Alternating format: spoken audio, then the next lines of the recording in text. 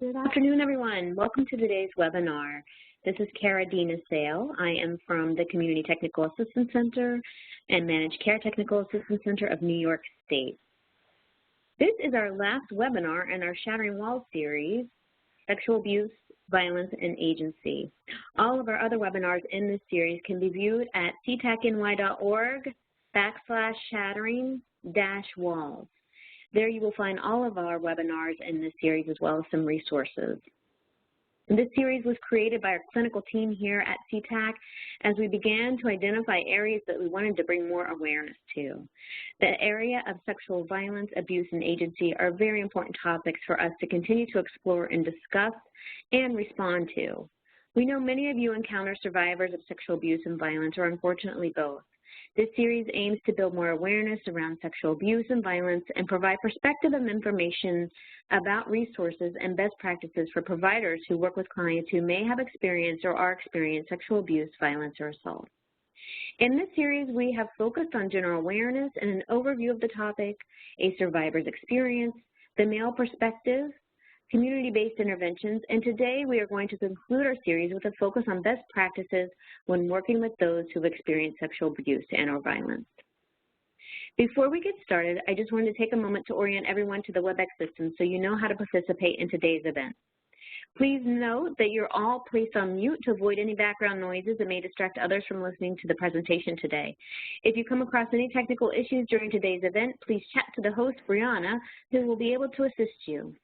You will have the opportunity to submit questions for the Q&A portion of today's presentation by utilizing the chat box feature that is on the right-hand side of your screen. If it's not visible to you, you can click the dialog bubble on the top right toolbar and it should appear. Josie Torielli, LCSW, Licensed Certified Social Worker, who co-presented our very first webinar in our series, returns today to focus on sharing these best practices around trauma and sexual violence. Josie has many years of experience as a provider and is currently the Assistant Director of the Intervention Program at the New York City Alliance Against Sexual Assault. As I mentioned, today's webinar is the last in our series. This webinar will provide an overview of best practices for those providers who work with survivors of sexual violence and or assault.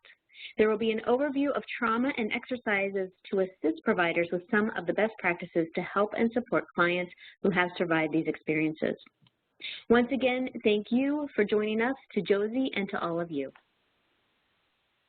Great. Thank you so much, Cara. I'm really honored and pleased to be here today, and let's get right into it. I just want to remind everyone that I will be holding space at the end of the webinar so that you can ask questions and have them answered. So I will be doing my best to wrap up about 10 to 15 minutes before 1 o'clock so that there is a chance for us to have some dialogue or to cover any information that isn't covered in my presentation. So I'm going to start today by just walking through a brief overview about trauma, and I'm going to go into some brain functioning very just a dip in, really. And the reason for this is kind of twofold. The first is that absolutely what we know is that people who have experienced sexual violence, that this is a traumatic event, and that people who experience sexual violence have rates of PTSD and trauma symptoms that last long after the event passes, and that's true for sexual violence along with what we usually think of traumatic events like car accidents, war, etc. So just acknowledging that sexual violence is absolutely a traumatic experience. And this overview is not intended to make anyone an expert on the brain and its functioning, but really so that you could provide psychoeducation to someone that's experiencing trauma symptoms or someone who maybe is experiencing some shame around the responses that they had during a sexual assault. It's often very helpful for people to understand that the symptoms that they're experiencing are a normal part of trauma, or the way that their bodies chose to respond during the event is actually quite common. It actually helps to reduce some of the shame that people often experience around the responses that they have. So let's talk a little bit about what trauma is. I think first it's helpful to note that there are differences between stressors, crisis, and trauma. A stressor is an event or situation that causes some short-term impacts. So you might have some body impacts when you're stressed. But those impacts are normally alleviated when the stressor is removed. Same thing for crisis. Maybe a crisis is a little bit more serious, but again, once the crisis is resolved, then the person is usually able to return to equilibrium. And so I bring these up because I think it's important to note that trauma, often what we can think about first is that these are more extreme events than stressors and crisis, and it's perceived as life-threatening and involves reactions of fear, helplessness, and horror. And the other thing that's important to note is that there are physical and emotional responses that last long after the event passes, and we'll get more into symptomology and what people are experiencing or what symptoms you might hear about or might need to assess for when you're working with someone.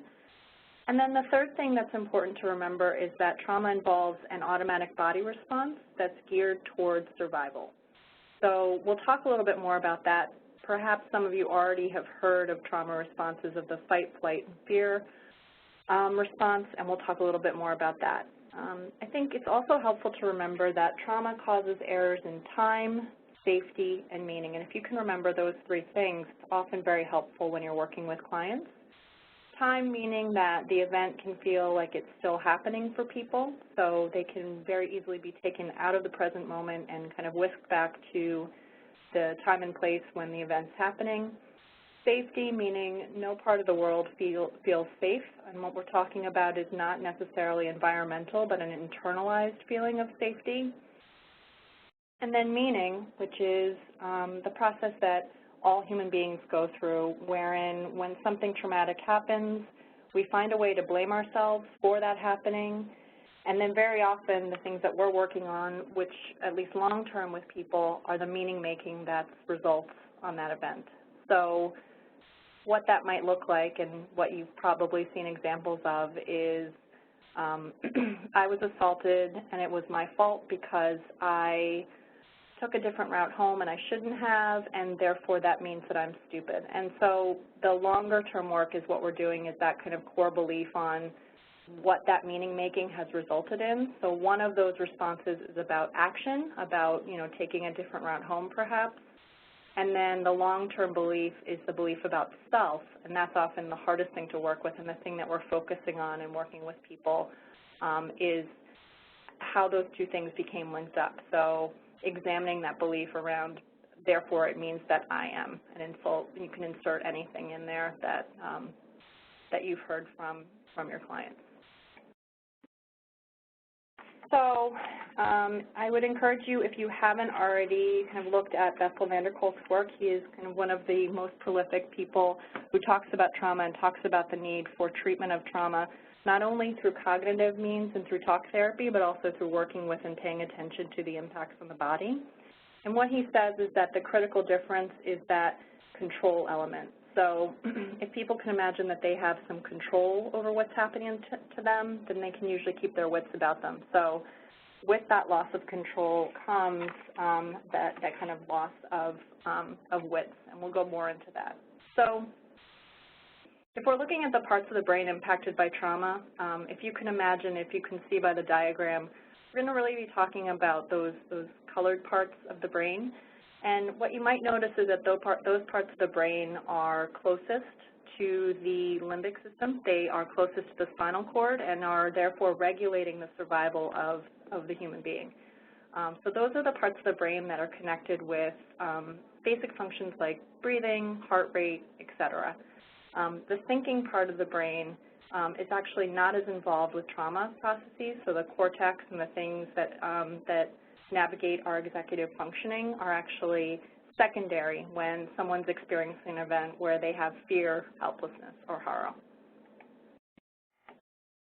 So the first thing we're going to talk about is what's going on when someone perceives a threat and someone is experiencing a traumatic event. So the hypothalamus, which we can think of as the switching station of the brain, kind of sends a signal into the body that says there's threat and there's something happening and we need to gear up for survival.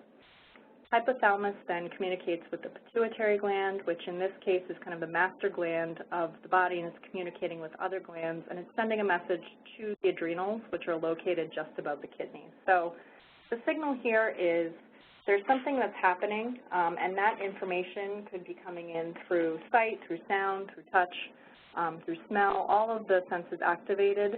And what the brain and what the very survival part of the brain, the limbic system, is deciding is, I need to do something to help this person survive. So what we can call this is the HPA axis. So what you see is kind of the diagram of what's happening there, from signal going into the hypothalamus and down to the pituitary and to the adrenals. And that regulates many of the body processes, including digestion, immune system, mood, et cetera.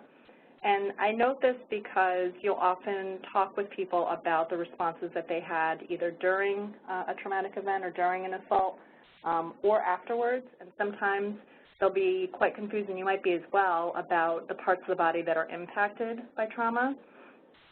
And so thinking about all those kind of different areas, and I think digestion is a big one. I have worked with many clients who have talked about nausea as part of the experience, or when they get triggered or reminded of the traumatic event, and it's absolutely part of this process. So once those adrenals are activated and then there's hormones released, some of what's involved are these that I have listed here.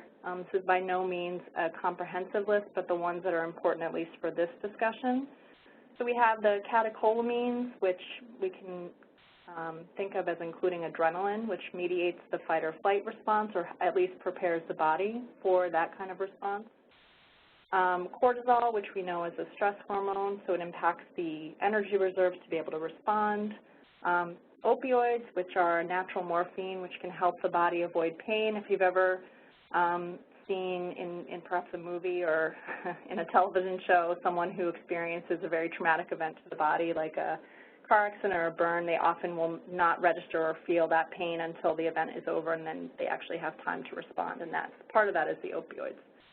And then the oxytocin, which also mediates the trauma, the natural feel-good, and it's mediating what's happening. So all of these things are activated, and this is an automatic response. The next thing we're going to talk about is memory and processing, and I promise you that I will link up what we just talked about with those hormones that are being released with memory and processing. But if you're noticing, it's the same parts of the brain that are impacted. We can think about the hippocampus, which processes information into memory.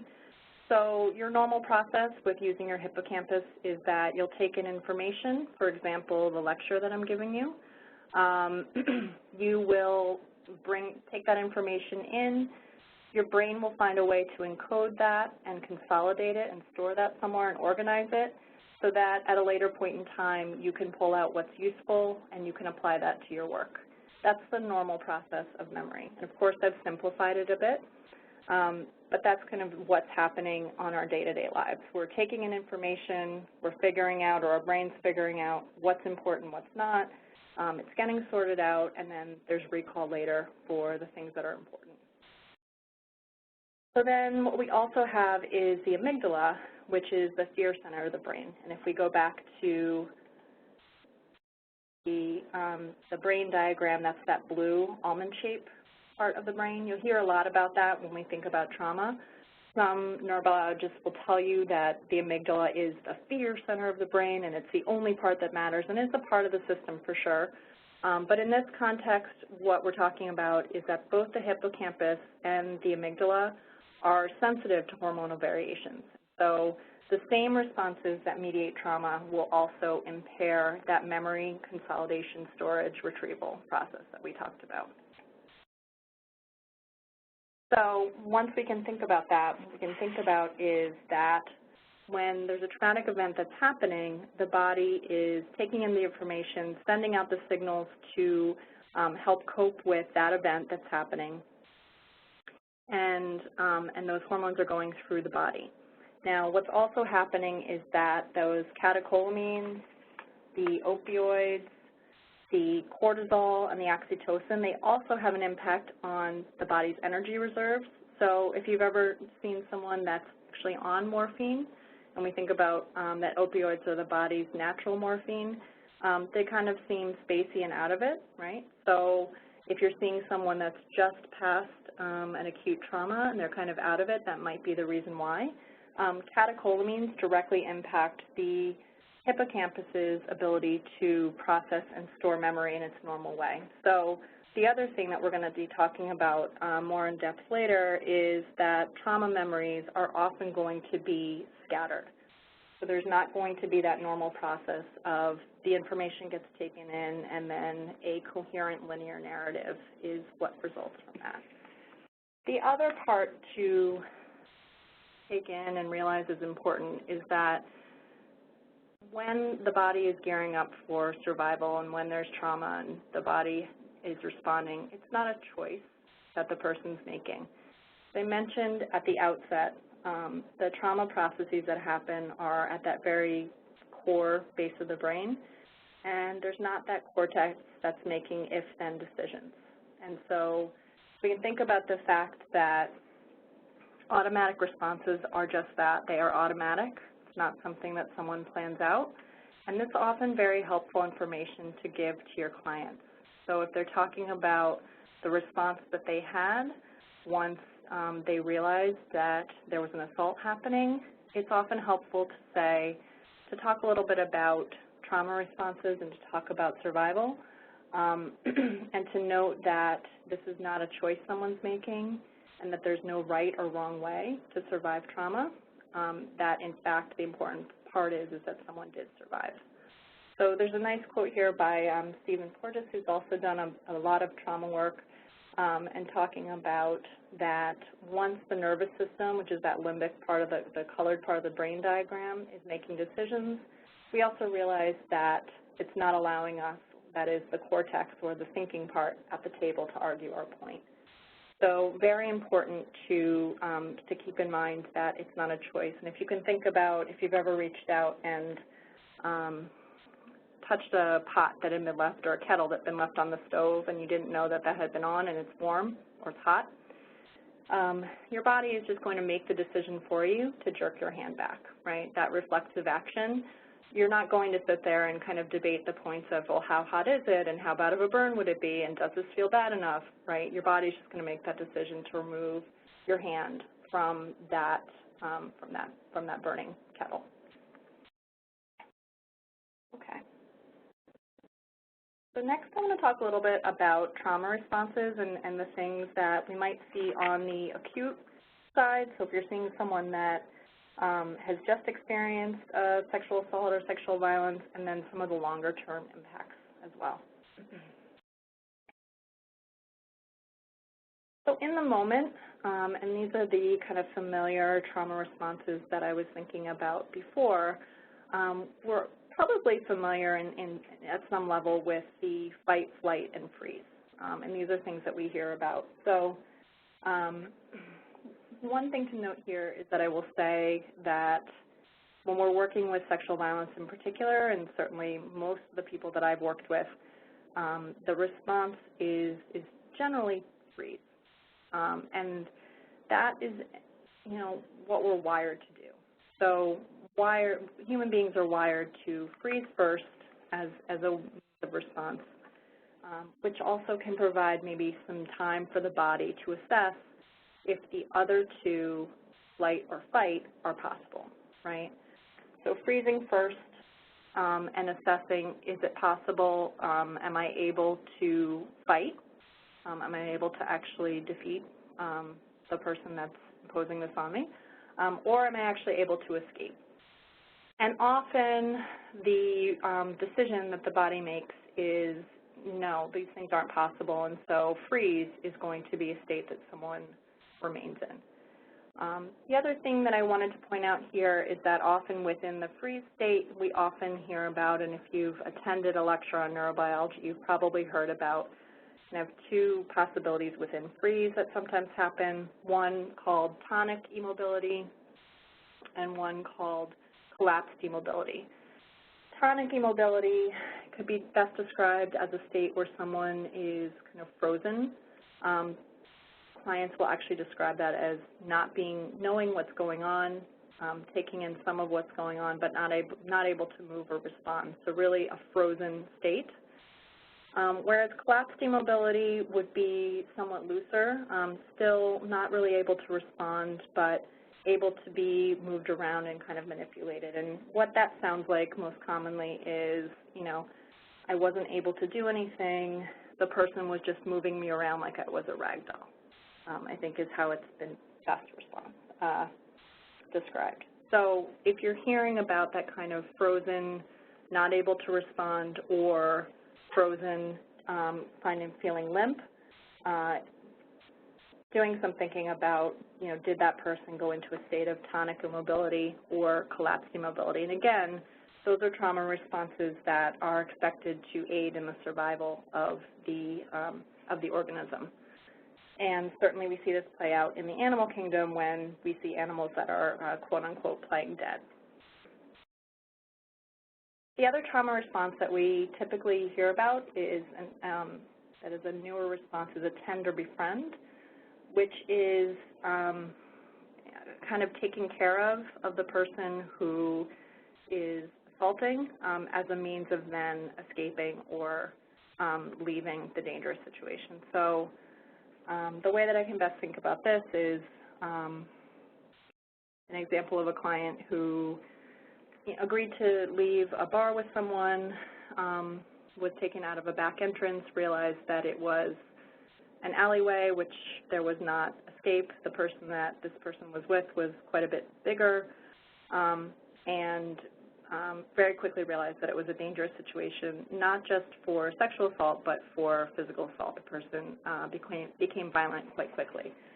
And in that situation, the client was able to, quote-unquote, consent to sexual activity as a means of, if I satisfy this person's need for control, then I can escape. And then the person was able to eventually leave the alleyway, and once they left the alleyway, then called out for help. So tend and befriend maybe not as commonly discussed or heard about, but certainly a response that we can sometimes see as connected to trauma.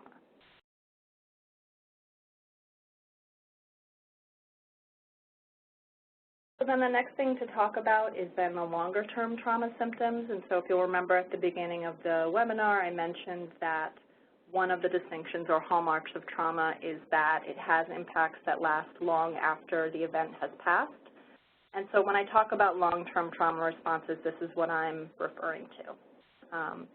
So I can group these into kind of three categories that have different parts to these categories. First, I wanted to talk about was the more active symptoms. And so active symptoms, what I group under this are, some of the symptoms that are more intrusive. So if we're thinking about people that are having flashbacks or nightmares, or people that are easily startled or have hypervigilance or kind of always scanning for danger, people that have anxiety. So thinking about the more active or intrusive symptoms of trauma. The next part that I'll talk about is the part that is the more numbing symptoms of trauma. And under these, I've grouped depression, dissociation, avoidance, right? So these are the parts, the symptoms that the person might be seeking out just to avoid reminders of the trauma. They're kind of some of the lower symptoms, right? And then what we can also think about, or the other thing that I mentioned at the outset, which is the meaning making. So the cognitive symptoms, right? So here we're talking about a change in worldview. We're talking about a change in view of self. We're talking about self-blame and shame around the event or around what the person did to survive the traumatic event.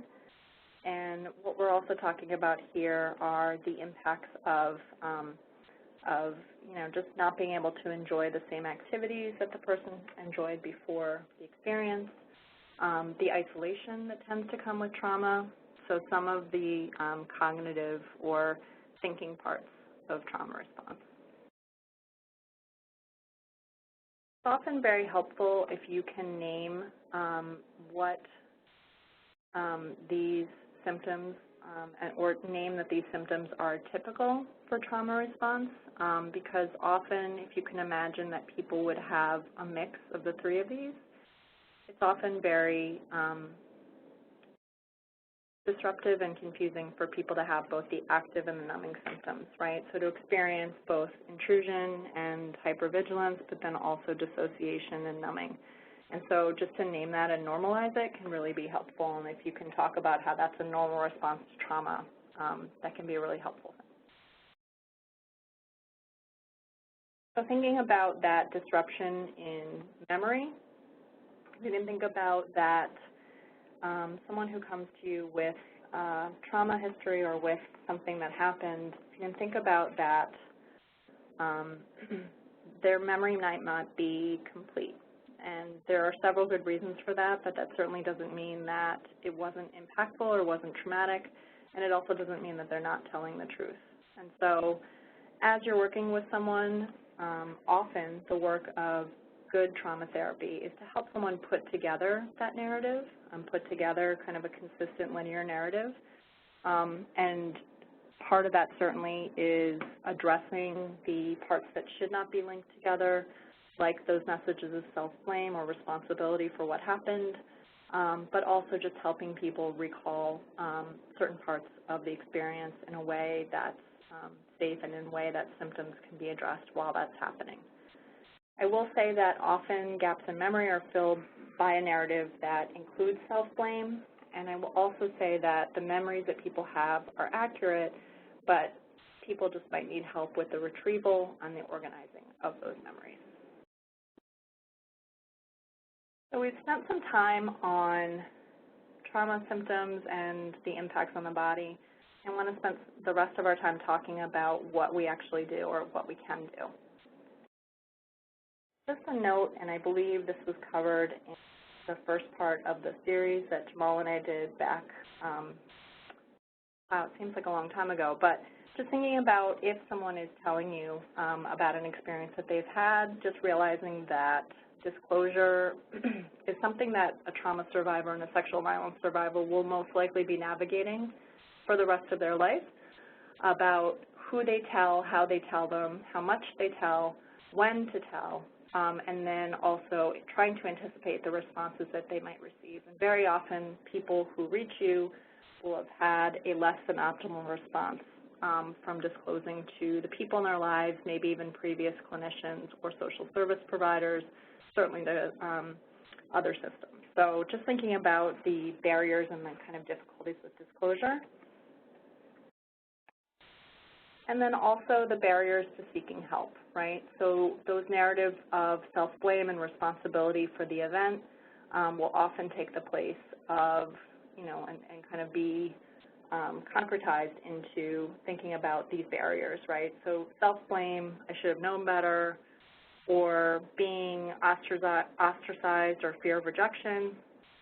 One of the things that I've seen is that people worry, once I disclose or once I tell someone that I am the victim or survivor of a sexual assault, is that going to be the only thing that they see about me? Is that going to be the primary thing? And so often the work of good therapy is recognizing both that, yes, there is significance to what happened to someone, and it's also about what are the other parts of you, what are the other parts of your life, so that the sexual assault that happened is certainly a part of someone's history, and it's never, the goal of therapy is never to forget, but it's also to say there are many, many other parts of you that deserve equal attention, and this assault or this experience does not define who you are.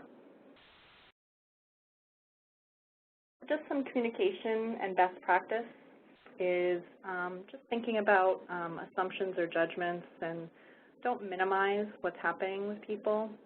Just thinking about how our language is important, avoiding labels like domestic violence or assault, so mirroring our client's language. I think the big one here that I'd like to highlight is recognizing our own feelings, anxieties, experiences, and judgments, and how those interact with the treatment and the care that we're providing.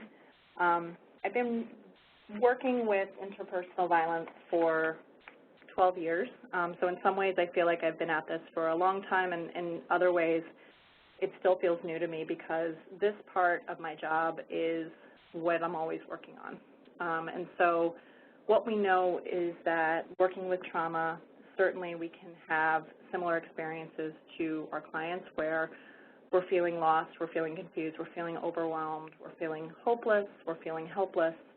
And it's always useful to be curious about when our anxieties are coming into the room, when our judgments are coming into the room, and not labeling those things as good or bad, but really allowing for curiosity and openness to kind of explore where that anxiety or judgment or feelings or where that's coming from.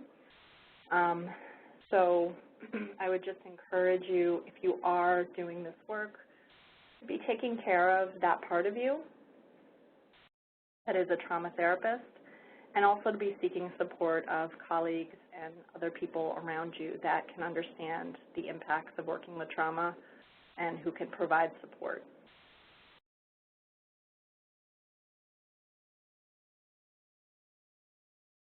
So I think the best place is to start by believing, start by hearing everything that the person is telling you, and also always checking in about your own anxieties and fears and judgments. The other part of providing good treatment is to both recognize the space that your client's in, so recognizing that that person may be depressed, may be experiencing trauma symptoms, may be feeling hopeless, may be feeling like this is the way it's always going to be.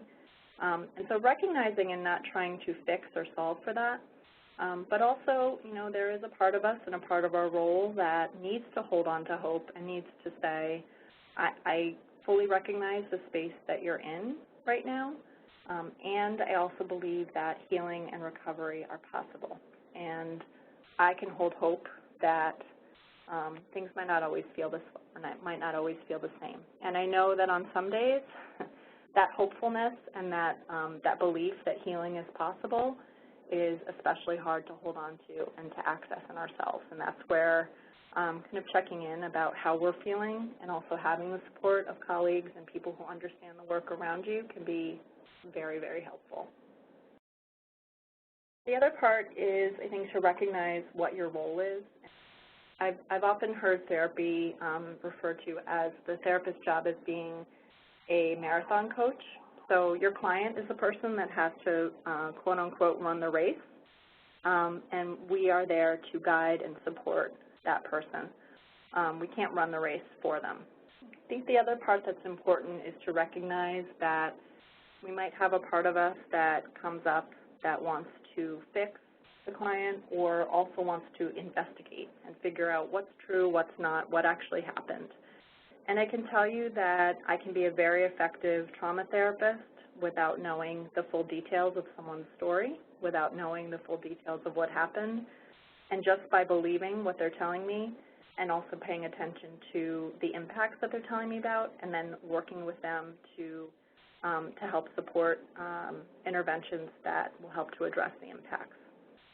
And then, as I've mentioned before, normalizing frequently. So using the information that I've provided today or using other information that you have about trauma symptoms, maybe a little bit about the brain, to normalize the symptoms they're having or the responses that they had during the assault. The other thing about trauma is that it's an experience that the person does not have preparation for, and it's an experience of loss of control and of overwhelm. And so it's often helpful to create as much predictability as we can in the healing and treatment process. So if you do have a client that's navigating the criminal legal system, for example, you could perhaps provide them with some information about that process or connect them with an advocate who can do so to try to mitigate some of the surprise or some of the loss of control feelings that are affiliated with that. Also just asking permission. So if you're going to be using any one of the grounding techniques or breathing techniques that we're going to talk about, just asking if the person wants to do it with you or what it would be like to try that with someone. Allowing them choices, right, and all the things we've been talking about. And last, I'm just going to remind everyone that looking at coping skills, so recognizing that sometimes the things that we're seeing in the aftermath are people's best attempts at coping with what's happened to them. And there's a whole bunch of coping skills that we can think about there.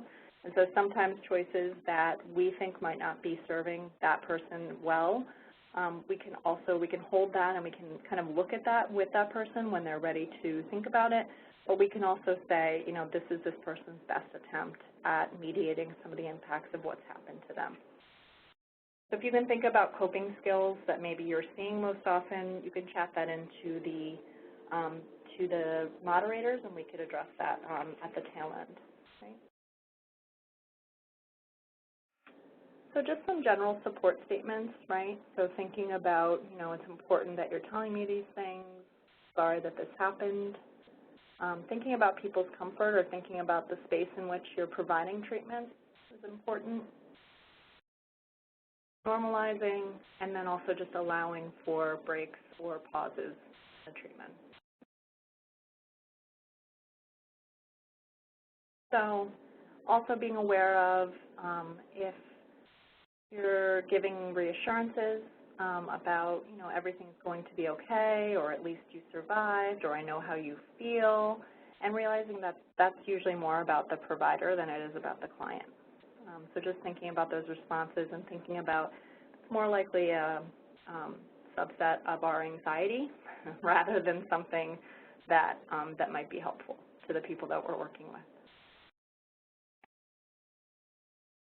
So just another reminder of roles and just being aware that it's not our job to figure out if the story is true or figure out the entire story. And just be aware of the parts of self that might want to investigate or act as an investigator or to fix the problem. So we're going to do a little bit of working with the body. And so some of the more active responses that I described, it's often very helpful to introduce the idea of grounding. And I'm guessing that a lot of you have probably already worked with grounding or have heard about experiences with clients where they are actually grounding without even knowing it. So the example I can give, the best example I can give is I was working with a client who was experiencing panic disorder, panic attacks following an assault. And so when we started to do some talking about what she did when she was experiencing those panic symptoms, she said to me, well, it's the strangest thing. I go into my bathroom, which is very strange, and I sit on the floor. And so we did a little more talking about it, and we actually discovered that she was naturally grounding, right? So if you can think about a bathroom floor is usually tile, so it was cool. So she was noticing the difference in temperature, and that was helping. And what she was also doing is she was kind of sitting on the floor and then also touching, she had like a fuzzy bath mat, right? And so what we discovered is that really she was finding kind of a natural way toward grounding. Grounding just can be simply described as a way of getting or helping someone come back to the present moment in a way that's non-threatening. So if we can think about the experience of having intrusive memories, of flashbacks, of feeling not present, grounding can be a way to help someone get back into the present moment. So in your office, what that might look like is if you have someone, and probably maybe all of us have had the experience of suddenly feeling like, wow, this person is physically here, but they're just mentally, they just left the room. They dissociated, or you have someone that's really feeling a lot of anxiety or activation around memories or content. And so oftentimes grounding could be, you know, can you sit and just feel yourself in the chair? Can you feel yourself, can you feel your feet on the floor? One of the exercises I really like is the first one here, which is describe the environment and the 5, 4, 3, 2, 1. And so what you're doing there is you're asking your client to name 5 things that they can see in the room, 4 things that they can hear in the room, 3 things that they can feel in the room. And when I say feel, I mean tactile. So an example of that would mean feeling my legs on the chair, feeling my feet on the floor, feeling my shirt. 2 things that they can smell, and then naming 1 good thing about themselves. And so I really like this exercise because I strongly believe that I can be a very effective therapist for the hour that I see people in my office, but I also need to be able to work with them to develop tools that they can use outside and that they can that can help them when they're not with me, because, you know, my work with them is a very small part of their week and their life. And so 5-4-3-2-1 is something that people can use in a variety of situations. It doesn't involve closing your eyes. It doesn't involve having to think about breathing. But really, it's about the environment that you're in and bringing yourself back to the current physical environment. Some other ways of grounding, you can think about people carrying a grounding object in their pocket, like a smooth stone or something that they can touch. I've had clients that have liked to sit and play with silly putty as they're talking to me, digging heels into the floor, noticing your body. So just ways of just starting to be more present. The other part that I do think about is breathing. And so what we know is that when we get anxious or when we become activated, our natural body process tends to shorten the breath. When the breath gets shortened, that can have an impact on our feelings of anxiety or our feelings of activation, and that can increase them, which could shorten the breath further. And so paying attention to breathing is often a good step toward helping someone to regulate or activate. And so what we're talking about when we're thinking about breathing is really being able to breathe in, feeling the lungs expand and the diaphragm being pushed down, and then breathing out. And so what we're thinking about is longer breathing and more intentional breathing. Right? So if you'll notice the diagram, the person has their hands on their chest and also on their diaphragm so that they can feel the motion of breath going in and out of the body. And this is something that you could practice with your clients in person. So I think it's helpful to ground before you're breathing, just so people, if they're feeling floaty or they're feeling a little bit not there, to ground first. So encouraging people or asking permission or seeing if it's okay if they can feel themselves in their chair and then begin the breathing exercise. And I'll note that with most of the body work and most of the exercises, you should do this with the client. There's nothing stranger than having to do something and having someone kind of staring at you. So it should be something that you're doing along with the client and then checking in about how that's working for them.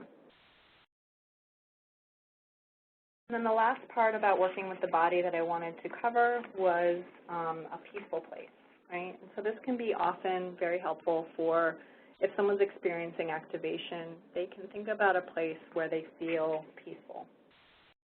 And you're going to want to work with the client, if you've identified that this could be helpful for them, on really developing this peaceful place and really concretizing it as much as you can. So I love the beach, which is why that's pictured here.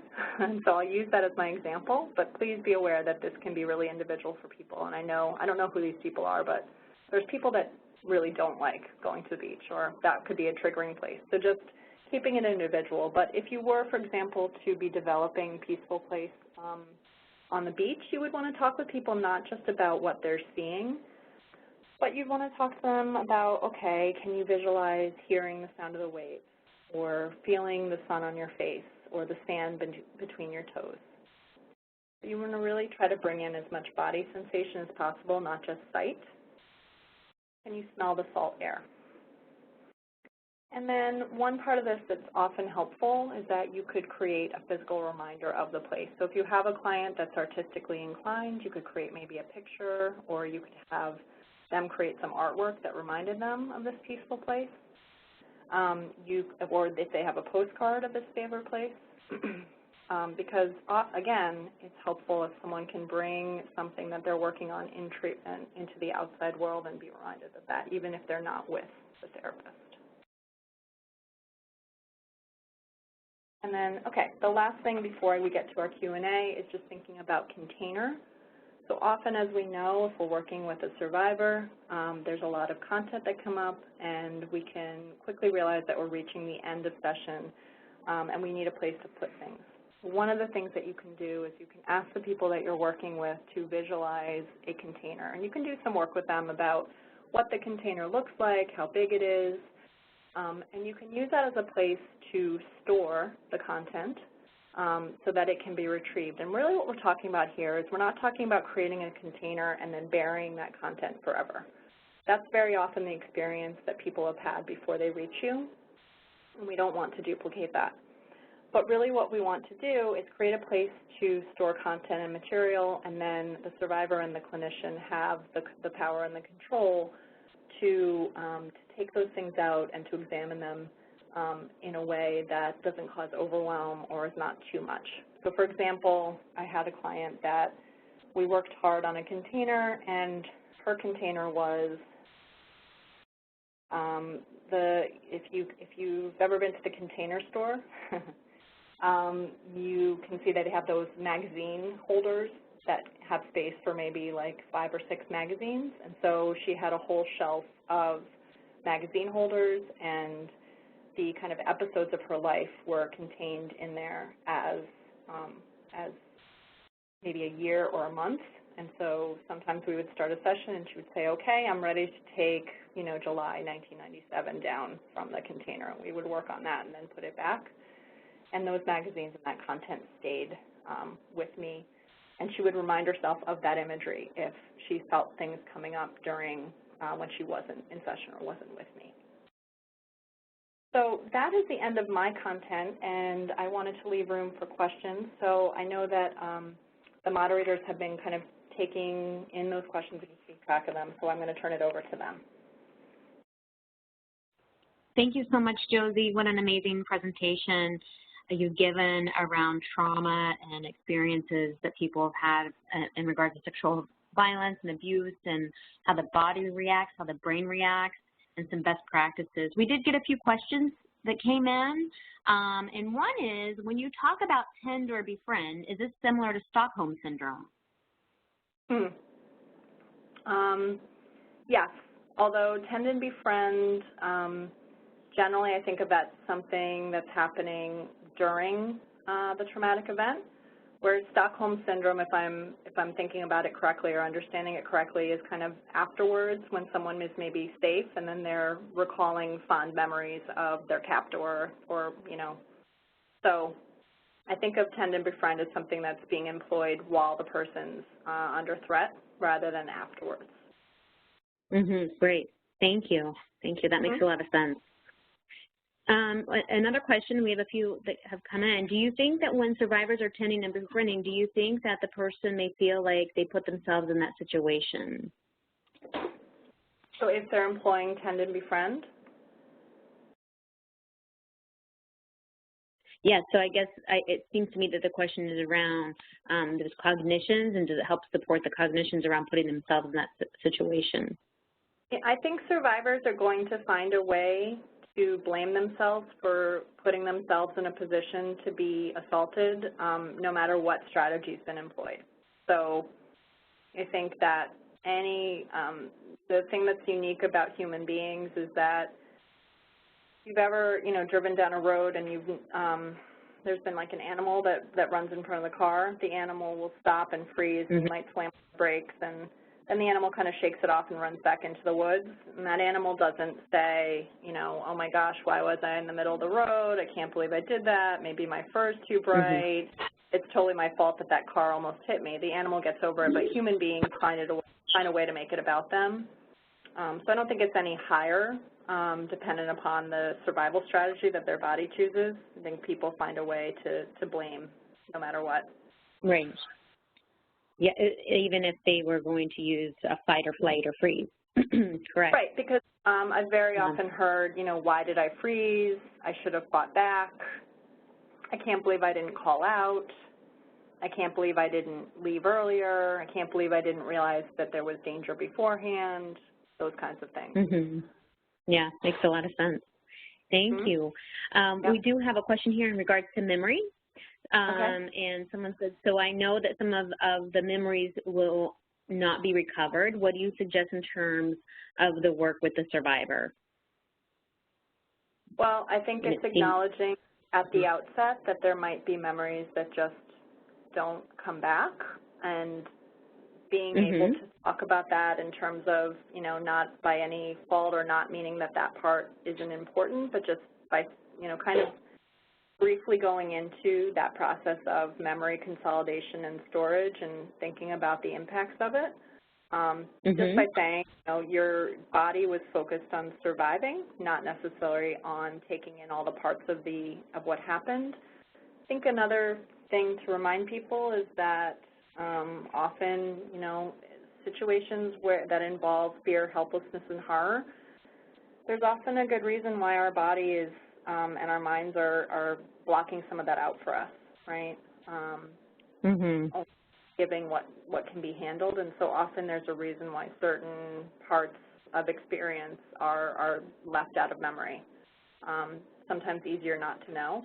It's definitely a hard place to be in, because I think you can make an argument on the other side of it that, not having complete memory of what happened can be very activating and very difficult for a lot of people. But certainly, mentioning at the outset that it might not be possible to remember every part of it, and just thinking about responses and reaction to that. Fantastic. Thank you. Another question is, how do we help staff who are working with clients with complex trauma? Any thoughts around that? Yeah, I have how much longer do we have? I have a lot of thoughts about that. So a lot of my work does focus on vicarious trauma, or the impacts of working with trauma. And I can recall when I did my graduate degree, just being told, you have to take care of yourself, you have to take care of yourself, you have to take care of yourself. And I remember that it felt almost blaming. It almost felt like, if I don't take care of myself well enough, then that's my fault. And I also remember that there was very little guidance provided as to how I did that. So I think it's really important that people do think about, what are the impacts of taking in stories and taking in content every day. And one of the books that I really like around this is a book called Trauma Stewardship by, I'm going to totally blank on her name right now. That's my activation right now. But it really talks about the impacts of working with trauma, and also talks about ways to address it. I think the other part that's important is to remind people that mediating vicarious trauma is not just the individual's responsibility, but we have to hold the environments that we work in responsible for helping us with that. So we have to be aware of things like, do we have good work-life balance? Do we have a supervisor who will provide good clinical trauma-informed supervision and support? Do we have coworkers who will understand when we've had a particularly difficult case, and who will kind of remind us that we have other parts too, that there's other parts of us that aren't trauma therapists and that aren't always working with trauma? What we do in my office is we often have dance it out sessions where we'll just turn on Pandora, and we'll turn on a particularly silly song, and we will literally just force ourselves to silly dance and move our bodies as a reminder that we're human beings, that we need breaks, that we can be silly and we can laugh together, and that, we're not always, that there's other parts to us that don't always work with trauma. Does that help? I think that's very helpful. Thank you. And trauma stewardship, I'm just putting the link. Is it Trauma Stewardship, Everyday Caring for Others? Yes, it's Laura Vandernoot-Lipsky. Her name came to me. Yes. Great. Thank you. Yep. I think we have time. We have 2 more questions here. Several of my clients have decided never to leave their homes, again, because of safety concerns, except for counseling appointments. They even have their groceries delivered. What would you suggest in regards to trying to help them more? Well, I think I would balance that out with, so maybe I'd use a motivational interviewing stance on that. So I would kind of be looking at, so what are the good parts about staying in your apartment or not leaving home other than counseling? And what are the things that on the other side of that? But I think always when we're thinking about looking at kind of both sides is making equal space for both. So maybe we as clinicians think, wow, we need to get this person to leave their house more, right? But maybe that's not the space that our clients are in. So I would start to look at, what are the things that are helpful about staying in and what are the things that maybe that person feels like they're missing out on, and start to really look at that. And then also realizing, is that person wanting to change that experience, or are they in a place where they're really okay with staying in at this present moment? That's great advice, and this really does tap into your brief conversation in your presentation around coping skills, right? So this is a coping skill that someone has found, and at some point it may interfere with other things, right? But for now, this is what they can find to feel safe. So that's great feedback. You can, go ahead. Yeah, and if we can start to think about, you know, if you maybe there's something that the client says that signals like, well, I missed out on this specific thing because I didn't want to leave the house. So what we could start to think about doing is thinking about, so when you come for counseling, what is that experience like? What is it like to actually leave the house? You know, does anything happen on your way here or your way back? What would it be like to increase your time outside, for example, on your way past treatment, to stop and get coffee, or to walk 1 block longer to get back to your home, right? So maybe thinking about gradually increasing and then just doing some testing and checking in and seeing how that worked for the client. That's a great idea. That's a great idea. So our last question, we had 2, but one question, I actually think we could dedicate an entire webinar or presentation around this, which is what is the recommendation on working with witnesses or parents. So we're going to save that one because I think there's a lot we could talk a whole hour about that. So Josie, we may ask you to come back to talk about that. But this last question says, it says, thank you so much. These are great tools to use to facilitate the sharing of a client's narrative. But what is the best practice for the rest of the therapy sessions? I know EMDR is a huge one, but what about other therapies? Any specific resources that focus on clinical practice, not theory, would be great. So any final thoughts around treatment practices that can help people as they really work with survivors? Well, I generally work from a framework of, you know, triphasic model of trauma treatment, where at the outset I'm really thinking about stabilization. I'm thinking about, you know, what's happening in the person's day-to-day life, and how can we help them just feel better and function better. And how can we both work together on coping skills like grounding, like breath work, like mindfulness, that are going to help them on a day-to-day basis. And then once those tools are really in place, that's when we might move more into processing, which is where models of like EMDR or IFS or AEDP come into play, where then we're really working with, you know, the what happened and the impacts, and really helping people create those narratives. And then the last part is, you know, that reintegration, so helping someone develop an understanding of who they are post-trauma and reintegrating that into their life. And I should mention that the triphasic model isn't as neat as, you know, okay, we're completely done with stabilization, let's move on to processing, but it's a continual negotiation between those first 2 steps, and then maybe even possibly the third. That's extremely helpful, Josie. Thank you so much. Is there anything that people could read around this triphasic model, or any kind of information we could provide? Recommend, I'm looking at it right now, actually in my office, Trauma and Recovery by Judith Herman. Oh, yes, absolutely. Yeah, I come back to it again and again and again. It's something that I read quite frequently. It's really helpful for just understanding the dynamics that are at play and understanding that model. I think she really, it's been around for a while, but it's something that I find myself picking up again and again. Great, fantastic. So thank you again, Josie. We really appreciate you sharing your expertise and your experiences with us. I know that people are learning from you, and we so appreciate it. I just want to end by sharing our contact information. Here is Josie's contact information as well.